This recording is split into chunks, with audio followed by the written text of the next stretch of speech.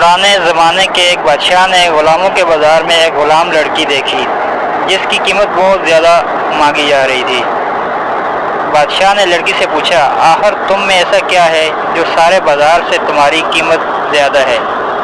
لڑکی نے کہا، بادشاہ سلامت، یہ میری ذہانت ہے جس کی قیمت طلب کی جا رہی ہے۔ بادشاہ نے کہا، اچھا میں تم سے کچھ سوالات کرتا ہوں، اگر تم نے درست جواب دیے تو تم آزاد ہو، لیکن اگر جواب نہ ہوا تو تمہیں قتل کر دیا جائے گا۔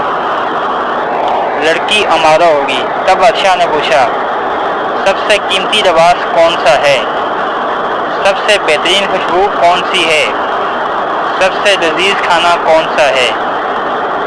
سب سے نرم بستر کون سا ہے؟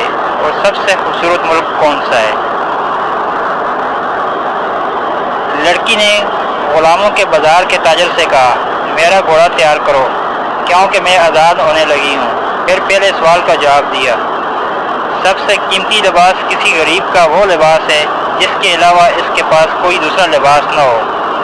یہ لباس پھر سردی، گرمی، عید، تہوار ہر موقع پر چلتا ہے۔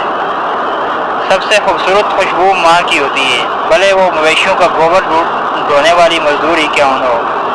اس کی اولاد کے لیے اس کی خوشبو سے بہترین کوئی نہ ہوگی۔ لڑکی نے کہا، سب سے بہترین کھانا بھوکے پیٹ کا کھانا ہے۔ بھوک ہو تو سوکھی روٹی بھی لذیذ لگتی ہے۔ دنیا کا نرم ترین بستر بہترین انصاف کرنے والے کو ہوتا ہے۔ ظالم کو ململ اور کم خواب سے آراستہ بستر پر بھی سکون نہیں ملتا۔ یہ کہہ کر لڑکی گھوڑے پر بیٹھ گئی۔